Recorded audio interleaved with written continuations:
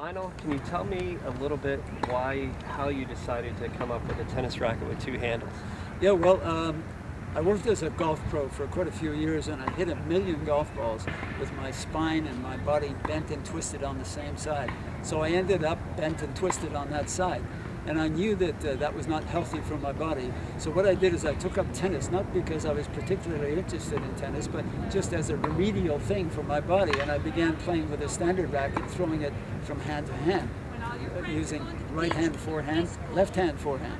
And as I was playing with poor players and the ball was coming slowly, I had no trouble throwing the racket from hand to hand. But as I got a little bit better and the ball was coming faster, I couldn't make the switch fast enough.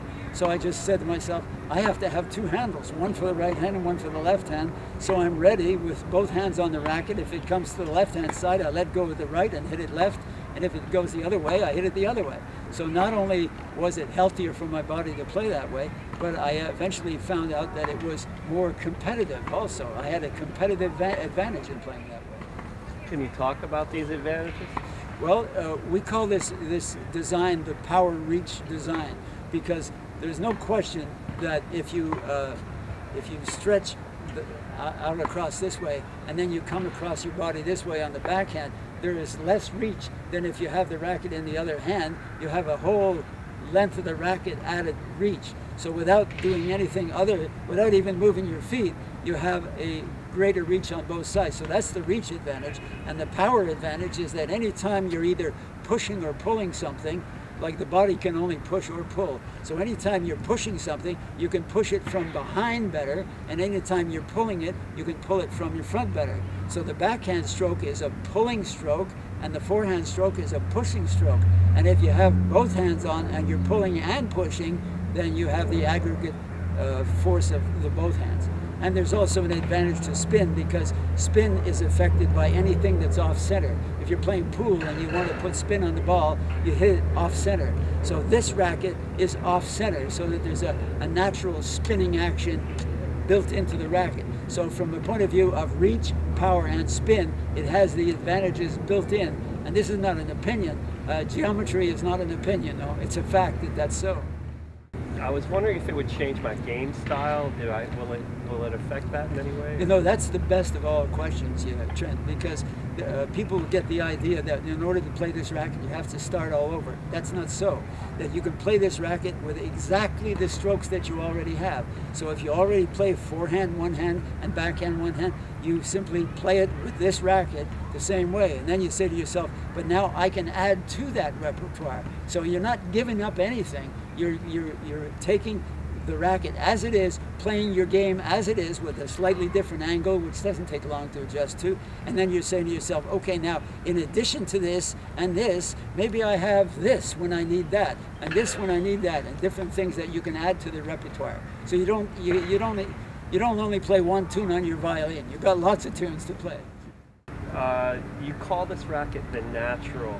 Does that suggest that it's easier to learn with? Or? Yeah, I think so, because if you take anybody who just with average athletic skill and you ask them to take a ball in either hand and turn sideways and throw it underneath like this, an underhand shot on both sides, almost everybody can do that to some extent without a great deal of practice. And so the forehand shot on both sides is really, you're passing the racket kind of under your shoulder like this on both sides, and that's not really very hard to do. That's a much more natural function than trying to get your arm and your body turned like this and driving it that way. You don't do anything in life that way. If you're closing a drawer, you do it this way. If the drawer's on the other side, you do it that way.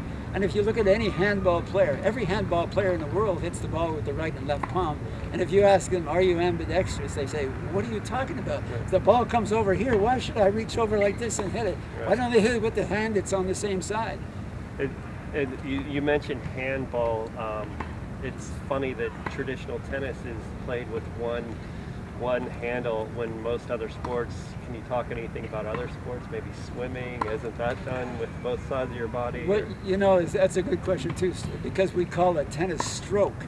So when you're swimming, obviously you stroke with both arms unless you have a circular pool, you know, and you leave this arm hanging and you just keep stroking with the same arm all the time. So you stroke in tennis with either arm. In the handball you do that. In many things that we do with but with both hands. For instance, in baseball, there isn't anybody that bats with one hand on the bat, nor in golf. And in lacrosse, for instance, every player on the field uses two hands on both sides. So the only thing that is very limiting is tennis. There's so many other sports where you have to use both sides of your body equally. So do you see the champions of the future having a competitive edge? Are people going to be playing with this all over the world? Is that your vision? Yeah. Well, so far, you know, we have two guys on the tour right now, on the professional tour right now, Dan and Brian Battistone, and they've come. Their ranking in doubles was somewhere above 1,000 about 9 months ago, 10 months ago. They are now ranked in doubles as a doubles team somewhere around about 90th. So they've made a meteoric rise. And we also had 7 kids in our junior team ranked from, ages from about 7 to 14. And we took them to 7 events all around the best clubs in Los Angeles, and we won all 7 events, undefeated. So we have a track record with it now, and I think that it'll just grow from there. Can you talk a little bit about the advantages of being eventually able to hit 2 forehands? Like, is Federer's backhand, is that an advantage or a disadvantage? Well, you know, I think that if you talk to anybody who knows tennis, any of the coaches, they'll tell you, if you want to break Federer down, I mean, which, you know, one of the greatest players in the world, certainly, is that the only chance you have of breaking him down is on the backhand. So they try to serve to the backhand, to his backhand, you know, and he has a one-handed backhand. And so that it is, if Federer had a forehand on both sides, he wouldn't even have to come to the tournament. He could just phone it in and they'd send him the check. You know, and the same thing with Rafael Nadal. When Rafael Nadal beat Federer in the French Open last year, Federer himself said that there was such an advantage to Rafael being able to play that two-handed backhand that he could stand open with an open stance and hit. And he said it's almost like playing a guy with 2 forehands. That's what Federer said. So I don't want to argue with Federer. If he says that 2 forehands are an advantage, so that from a health point of view it's an advantage, and from a competitive point of view it's an advantage, so anybody has the foresight to see that and applies themselves to it, they're going to have an advantage. Now, the racket doesn't automatically do that. There's no magic to it. If you put it in your hands and you play with it, you don't practice on both sides, it won't happen.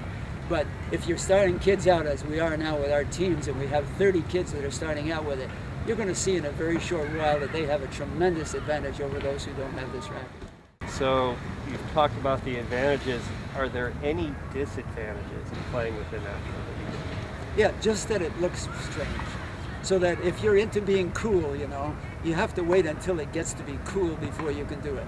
So that maybe it'll attract a lot of weird people at first, those who are not afraid of doing something new, you know. So if you play somebody and he says, wow, what are you're gonna play me with that weird looking racket? And then if you beat him, suddenly the weirdness of the racket will disappear, and he'll be glad to be weird if he can win. So at first there are many people who, however, who will be put off by the fact that it's not yet cool, but it'll be cool pretty soon. I wanted you to talk a little bit about how I can get one of these rackets. Well, you just look it up on our website, naturaltennis.com. And it gives you all the information, okay? And you wanted to ask me also about one other thing. Yeah, is it true that playing with the natural tennis racket makes you sexier? I'm telling you, it's incredible.